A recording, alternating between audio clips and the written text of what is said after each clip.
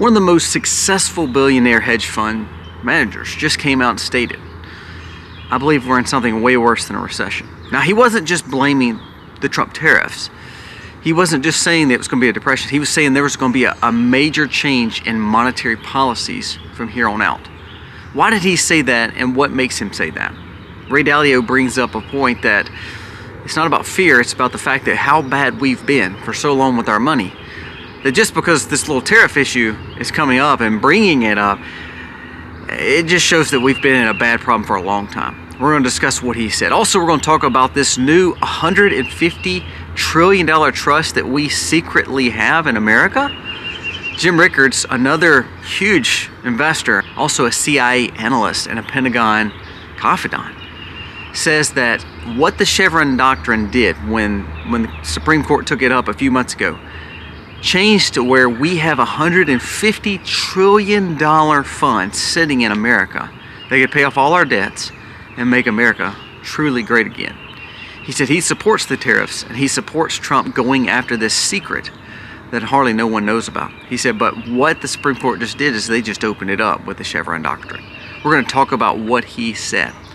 Also, we're going to discuss the fact that, China just said they're going to cut off rare earth minerals shipments to us. This is the prime example of why we need to remanufacture things back here. We need to be sustainable, because at any point in time, if they choose to say, we're just not going to send our goods over there because we're going to take our ball and go home, what if all of a sudden they did that with your medicine? What if all of a sudden they did that with any form of technology you have?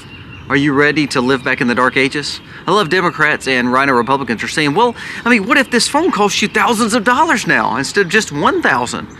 So we're okay with slave labor over in other countries as long as it doesn't affect us and as long as we can get cheap goods? Or is what Trump is doing with the tariffs a big deal? Because what it's saying is we're trying to be sustainable once again. Doesn't matter how cheap the goods are, if they cut the goods off, how bad a shape are we in America? Then we're going to talk about two more things. One with Letitia James, the New York Attorney General, who said no one's above the law. She's going after Elon and Trump. Now she's in hot water. You're never going to believe. She better lawyer up now. I think it's kind of funny. And then lastly, we're going to talk about Elon and what he said about Doge findings. What they uncovered about 3 states proves the point that Democratic-led states, along with socialist-led states, along with leaders who really allow your money to go to all these places, and we think Congress and we think allocations of money should be left up to people who's been doing it for so long and has done wrong. We're going to talk about what he uncovered with hundreds of millions of dollars of fraud, and it deals with 3 states. And will anybody be persecuted for all these fraudulent things? Let's jump into all these stories today. This video starts right now.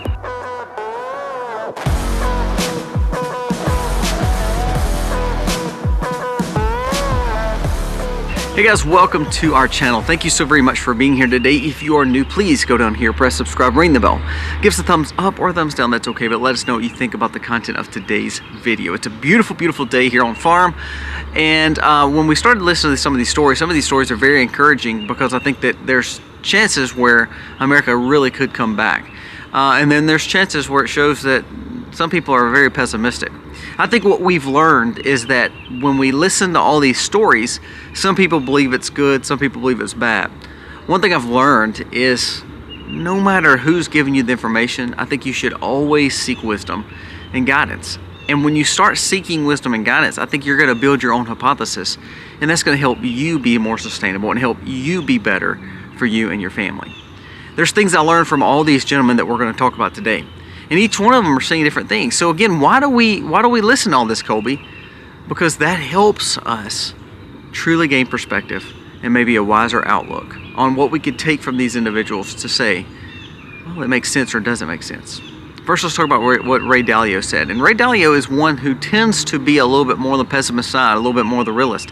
However, he is a uber-rich billionaire who's done very well of hedging the markets. He came out and said this week on an interview, he said the tariffs are bringing to light how bad everything is in America. Ray Dalio comes out and states that I'm worried about something worse, way worse than a recession. We have something that is much more profound. We have a breakdown of monetary order. And I told you a few weeks ago, I think we need a simple new money accords. And what I mean by that is a way back to normalcy. a way back to non-spending, a way back to gold, a way back to something that is valuable when it comes to quote-unquote currency. I think what Ray Dalio was saying was, look, we've been on bad monetary policy for so long that the tariffs just brings it to the surface. Okay, so I milk cows every morning. And when I milk those cows, that milk is all just one color. It's white, it's coming out of the cow, and it looks great. When you settle it and you let it sit into the fridge, the cream rises because we use raw milk. So that cream rises to the surface. It shows the difference in the milk and the cream. I think what Trump did with the tariffs is he shook it up and then let it sit for a little bit. And what we see is bad monetary policy is starting to rise to the surface. What the tariffs brought up was just like I told you in the first intro, is that, like for instance, China is mad and they want to take their ball and go home. What they just told you is they're gonna cut off some pharmaceuticals unless there's a negotiation. They said they're gonna stop all rare earth minerals from shipping over here. Well, now remember, the Democrats have been investing in rare earth minerals hundreds of billions of your dollars for all this renewable energy. Well, because we haven't been tapping into our own energy, we haven't been digging for our own rare earth minerals, which is places like Nevada, places like Alaska, places like in the West that we could possibly potentially find some good minerals that we're needing. Instead, we've been wanting to give it to China. So when you hear all these Democrats and all these people in Washington say we need to stop this tariff war, what they're saying is they want to keep funding for cheap goods. They want to keep funding China to get them richer and America more as a subservient, dependent on China. This is the prime example of why we do need to tap into our own resources. Trump just exposed it. The cream came to the top. The tariffs exposed the fact that China knows that they have a hold over us. Larry Summers, I was listening to a podcast the other day on All In, and Larry Summers, who was part of the Clinton movement of NAFTA and bringing China into the WTO, now, even though he won't admit to it, basically what happened is under his leadership and under the economist leadership at that time, they thought China was going to give them more opportunities. What they did is we just made a juggernaut to ultimately take over America and our sovereignty, because now we're dependent on China, and it was all because of bad policy by our leadership. Why do we keep thinking that our leadership can lead us when they've not led us for 50 years? What Ray Dalio was talking about was we're going to be in a major monetary problem where we need to get it right. The tariffs were not the problem. The tariffs just brought it to the surface so we saw it for what it really was. If we want to really protect our families, he's saying that you're going to realize money is not money anymore. And we better have a true reset, because it's coming whether we like it or not. Now that brings up another point with what Jim Rickards said. Jim Rickards is almost on the opposite side. It's in saying, well, there is bad times coming. However, what we just saw, and he's the only one talking about it. So please do your research, because man, I dug into this and I'm just thinking, if this is true, if this rumor is true that Jim Rickards, and Jim Rickards he's a former Pentagon advisor, he's a former CIA advisor, and now he does banking. This man has been on all kind of podcasts. And has advised several presidents, including Trump.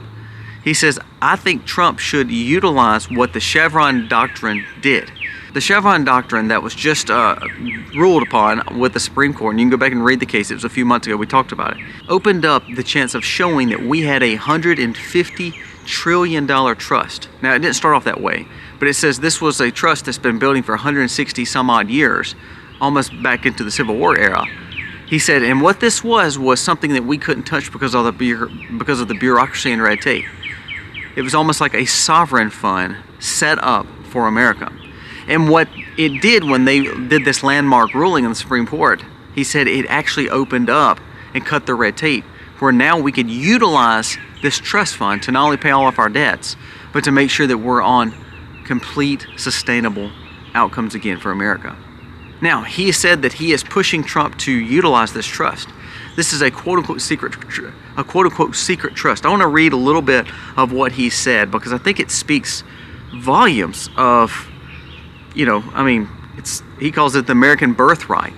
And is it true? Is it not? I don't know. I think that we need to dig a little bit more into it. And again, this is coming from somebody who is not a crazy influencer. I mean, this man had security clearances and was advising presidents. It says, We have an American birthright that has been hidden over for centuries. According to the Pentagon Insider and White House Advisor, a long-forgotten legal provision buried in the U.S. Code could soon unleash the largest transfer of wealth in America.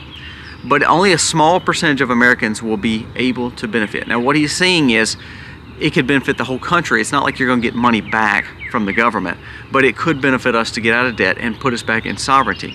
It says, America is anything but broke, says Rickards. You and I are sitting on a national inheritance worth $150 trillion and counting. Rickard refers to the provisional embedded into the Title 30 of the U.S. Code established by the 42nd Congress, which created what he called the National Trust Fund. Says this fund, he says, has quietly grown to 163 years and is now valued at $150 trillion, nearly 4 times the national debt. It is enough to take 100% stock in just about every big company in the NASDAQ and S&P 500. He said he believes that through the Supreme Court decision of overturning the Chevron doctrine, it is clear the financial legal roadblocks from preventing access to a vast reserve of natural wealth. The Chevron doctrine gave government agencies power to interpret vague laws without challenge. Its reversal, Rickard argues, represents a dramatic shift in power, returning oversight to the courts and the people. Now, the first time in history, we can go get this. Rickards draws direct line between the unfolding moment of the Homestead Act of 1862, which granted American land in exchange for settling the western frontier.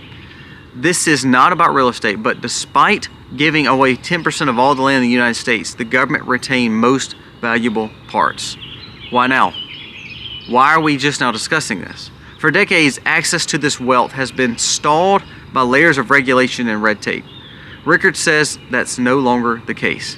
We truly have a massive mineral wealth here. It's not hard to extract. We know where it is and how to get it, but the government got in the way. Now, is he saying that there's just $150 trillion sitting in a bank? No, what he's saying is we have everything that we need here in America. Everything we need. And because government's bureaucracy, we would rather buy these things. We'd rather do these things. We'd rather do business with other countries instead of being more isolationist. What he's saying is it's time to be a little bit more isolationist. First, get our crap together and start getting the things out of the earth that is the most beneficial. Once we start doing that, all these resources, not only is it going to help us, it's going to help us sell across the seas, and it's going to help negotiate better trade deals, better than what we're trying to do right now. He said, we are coming from a consumer standpoint right now. He said, what this wealth that's sitting right under our feet could do, he said, these minerals, these goods, this money, basically this financial benefit, he said it would take over China by far. We wouldn't even be negotiating with them because we could do so much more than what they could do if we would just tap it. It comes down to this. Why do we trust Congress and the bureaucracy to do anything for us when the red tape is there?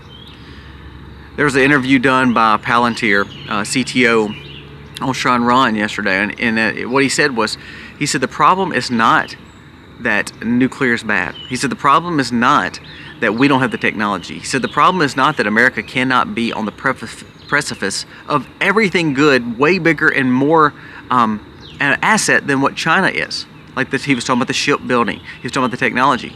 He said our problem is our bureaucratic way of over-regulation. He said, I'm not saying you can't regulate something because we need to make sure that things are safe. He said, but if we would just deregulate some of this on energy, some of this on technology, he said we wouldn't even be worried about what China's doing because we would be a superpower like the world has never seen. He said our own bureaucracy has caused us problems. So what does Ray Dalio, Jim Rickards, and this CTO for Palantir actually have in common? Actually, what they have in common is they're saying the problem has always been Washington. The problem with our debts, the problems with our recession, depression, and what the cream showed when Trump talked about the tariffs was our problem has always been Washington. It's been Congress. It's been the bureaucratic way in what we've done by giving them power and access, all in the name of, oh, well, we elected them, so they're going to represent us well. No, what they did is they represented their own special interests and not us. Listen to this new story that Elon Musk and Doge just exposed. And I say these things, and a lot of times we see so many billions and trillions that we don't think nothing about it anymore. But it's sad that we've not persecuted these people and prosecuted these people and brought them to justice. Doge, 3 Democratic-run states created most of the $382 million unemployment fraud: Massachusetts, New York, and California. It says a lot of these states were pulling funds for unemployment that they never should have been pulling, and most of it was all fraud, and they contributed to it. He said, you know what though? He said, here's what we do as a government. And he said this the other day about the Treasury. He said, what we do is we turn such a blind eye out to it is because we know we have so much money in the government that we would rather not reconcile it, so we can't actually see the dangers of exposing the fraud. So we'd rather just fail the audits. We'd rather not reconcile. We'd rather just keep letting money flow, because Congress, because these states, because all the bureaucracy is pretty much making money off of this. So therefore they would rather just say, hush, hush, let's just keep it going. Let's just keep it going. What's the point in getting all this corrected? Someone yesterday said, why are Democrats so up in arms about not wanting Doge to find fraud and waste? And the guy that was being interviewed said, why would they not be mad? You're cutting them off. He said, think about your child who is 28 living in your basement. He said, he's never going to complain about living in your basement because you are funding his habits. If he's a gamer and he's not working a day in his life, he is enjoying living like a fatted calf. He's living on your dole, he's eating your food, and he's playing games and not actually taking responsibility. He said, what happens when all of a sudden the parent says, I'm going to cut you off, you've got to go find a job on your own? He's going to be up in arms and very upset with you. Now, is it for his good? Yes. But you just cut off his supply of dependency on you. He said what Doge is doing is they're cutting off the supply. What Senate has done for so long and Congress has done for so long is they've been using our supplies and become dependent on the taxpayer dollar, and all the while sinking our economy. Now, if Jim Rickards is correct and we have hundreds of, trillions of dollars sitting under our feet, then let's tap it. But if we give the power to the Congress to be over it, they're going to waste $150 trillion because they've wasted everything we've given them so far. Just something to think about. The last story I want to bring up is Letitia James. Letitia James has been the one going after Trump and Elon for so long. I think of Fannie Willis in Georgia. She got caught again with her man trying to go on a vacation the other day after all the mess that they've been into. And this is what's so funny. Letitia James just came out the other day and stated that no one's above the law. I'm still going after Elon and Trump. She was saying all the Doge cuts and all the DI cuts, it's actually hurting us, so we can't go after him, but we're going to go after him. But here's the funny thing. Let's go over it. Letitia James might need a lawyer, is what this article says from Memorial Fall. It says Letitia James, one of the ones who sued Trump for fraud, is now looking at fraud. She signed a paper saying that she lived in Virginia all the while working as New York's Attorney General, which in fact you can't legally do. If she didn't move, that mortgage is fraud. If she did move, she was not allowed to hold office in New York. Pick your poison. So basically she's in a catch-22. She said she lived in Virginia, which is illegal if you're trying to be the Attorney General of New York. Then, if she says, no, I actually lived in New York, that was not real, then that was an ethics fraudulent charge that she said that she was actually living in Virginia, so that mortgage was fake. So where'd that money go? So she's in a catch-22. So it's funny what happens. It's like these congressmen and these Senate and all these people in Washington. They all go after people like Trump and Elon. The whole while they're actually doing the same thing of what they're accusing the other side of doing. She has been accusing Trump of fraud for all these years, and now she is in a fraudulent case. No matter which way she goes, she's a fraudulent person because she is going to be lying in one of these scenarios. She can't be in two places at once. She can't do two things at once because now she's lied trying to cover it up with another lie. And so one of these lies are going to get her in some hot water. Fannie Willis happened to her in Georgia. It's funny how you see this. There's a new allegation that AOC is fixing to get put into some hot water too because of some of the same things. Fraudulently trying to help people stay in the country that shouldn't have been here. So when the government tells you you owe more taxes, so when the government tells you you have these delinquent fines, when the government tells you you've been doing wrong, sometimes it's funny because if you turn the mirror on them, you'd really see the fraud and the waste and abuse that they've been causing you, the taxpayer. One thing that we cannot forget, no matter what Ray Dalio, Jim Rickards, Elon Musk, no matter what all they say, is the U.S. taxpayer should be the one that's on top. We elect these people to quote-unquote serve us, correct? What we've seen is they've just wasted everything. And now we become a servant to them because of all the policies and rules that they have wrote for us. And all the while, what we've seen is most of them are frauds. Most of them has taken a lot of the taxpayer dollars. Most of them has done things they shouldn't have done. And now that I think the cream is coming to the top and Trump's exposing a lot of this, I think that's why you're seeing the chaos. Do I believe the tariffs are going to cause a massive depression? No, I don't. Do I believe Trump is going to cause a massive depression? No, I don't. I believe he shook the milk up and now it's settling and now the cream's rising to the top. Will we face hard times? Probably. But I don't believe it's Trump's fault. I believe it's Trump's exposing what's been happening for the last 50, 60, 70 years. And I think we need it. We actually need to go through some hard times to see that there is a light at the end of the tunnel, and we need to be able to say, you know what, if there is benefits to what's under our earth, like Jim Rickard says, if there is benefits to more of a hedge kind of reset that Ray Dalio is talking about, those things could actually be good.